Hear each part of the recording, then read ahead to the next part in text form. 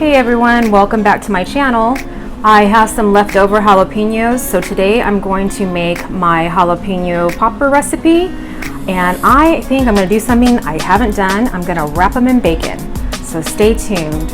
Okay, so I usually start by just going ahead and cutting them in half, and then I'll use a melon baller like this to scoop out the seeds.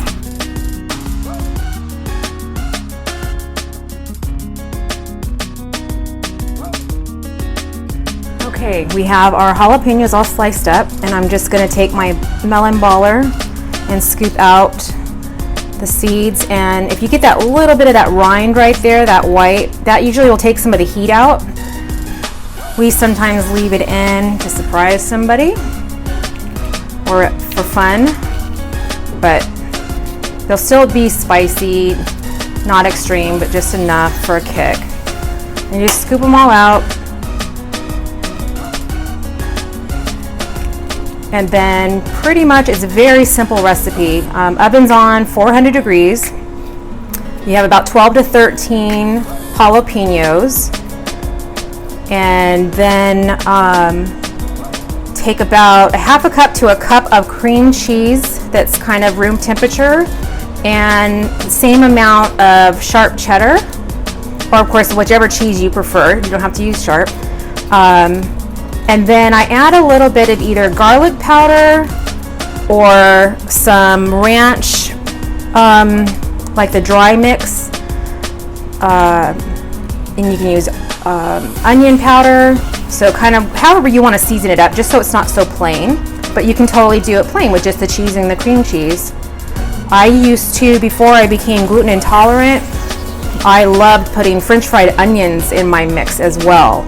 It just gave a nice little crunchiness to it, a little bit more flavor, and then I would top the top as well with a few of the French fried onions. So you can do that as well.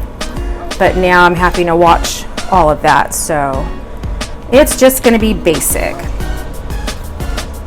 So let me get this done, and we'll move on. Okay, we have our jalapenos all seeded and ready to go and clean.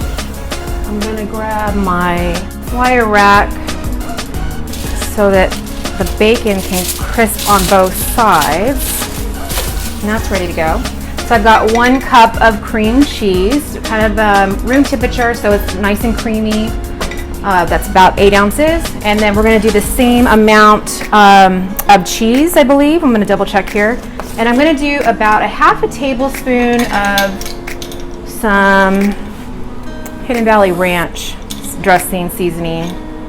So I think a half a tablespoon would be plenty for flavoring. Get that in there with the cream cheese before we add the shredded cheese, so it'll mix better.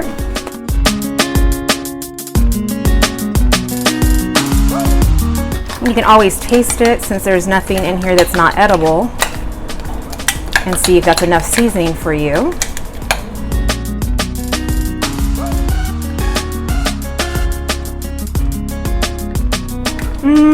That's fine, but I think I'm going to go ahead and add, so it'll be 1 tablespoon of seasoning.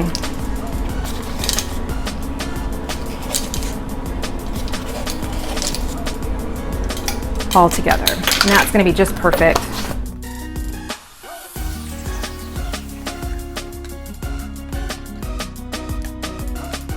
And then we're going to start incorporating our cheese.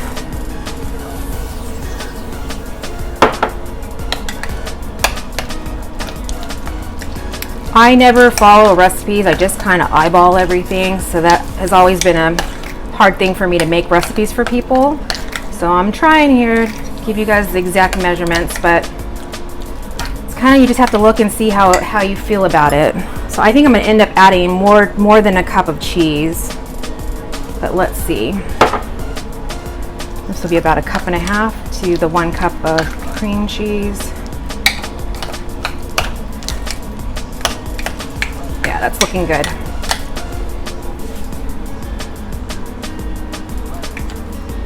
So if you're comfortable adding more cheese and you're a cheese fanatic, go for it. Or you can stop there. Just make sure it's all mixed pretty good so you get equal parts of cheese and cream cheese. All right, I'm going for it. I've got an equivalency of 2 cups of cheddar to 1 cup of cream cheese. Why not?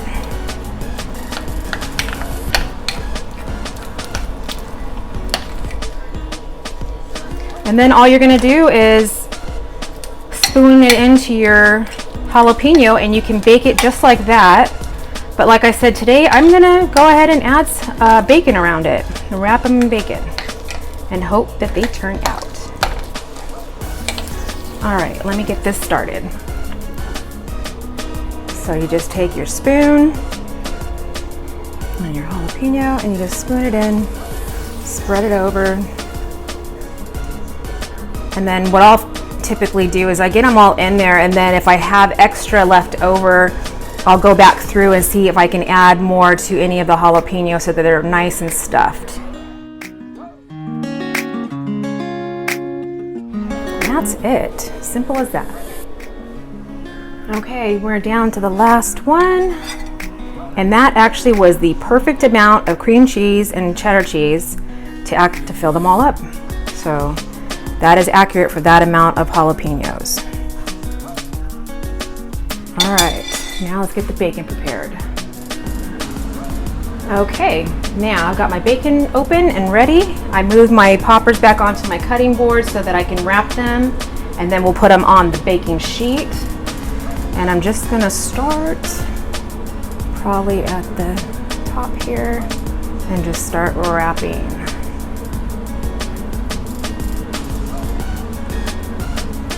And I don't think you need a toothpick or anything. You can try that if you want, but that's pretty secure. And then we'll just put them down.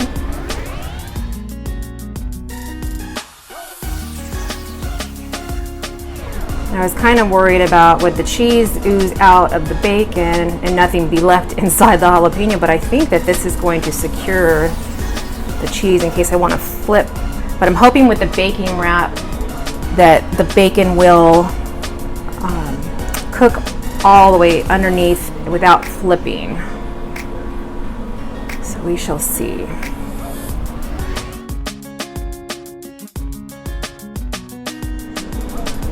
Okay, perfect. We're at the end here. Same amount of bacon in this pack, so that's perfect. Rolling out our last 2. And just barely making it on here. Oh my goodness.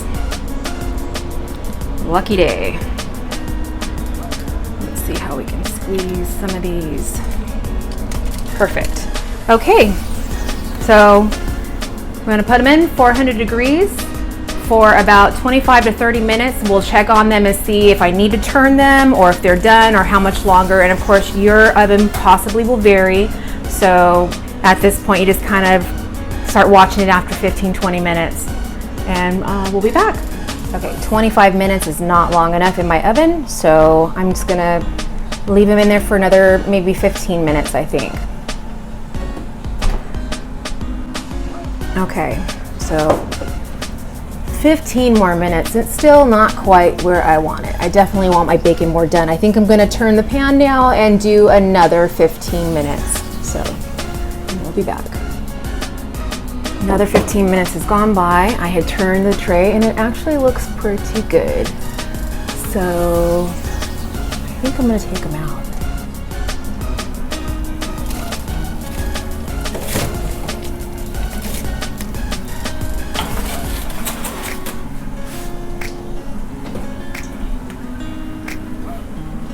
All right, there you have it.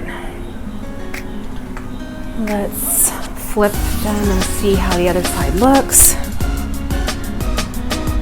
One on the corner.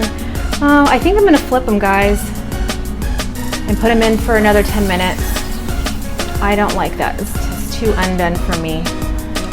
And I think the cheese is firm enough to where it's not gonna ooze out any more than it has. Let's put them back in and see how they go. All right, timer's up again, and those are done. Let me pull them out. All right, so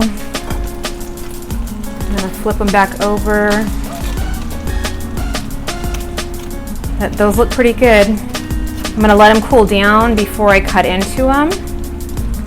That way they don't just break completely apart.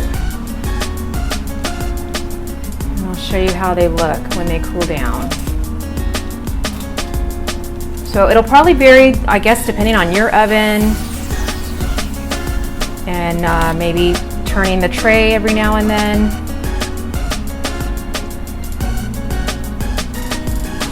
But it's definitely faster if you don't use the bacon. So just depending on if you're in the mood to let it cook longer, use the bacon. But when I want a quick and easy treat, then I do them without the bacon for sure. Okay, let's let those cool off and we'll be back.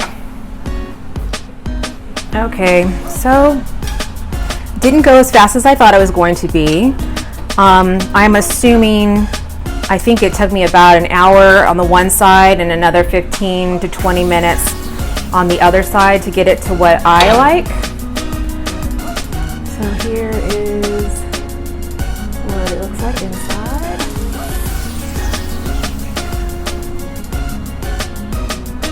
So whichever way you decide, I think you're gonna love the recipe. Perfect, they're delicious. Thanks for watching. Don't forget to hit that bell so you'll get notified, and then leave me a comment if you have any recipes you want me to try for you. Let me know.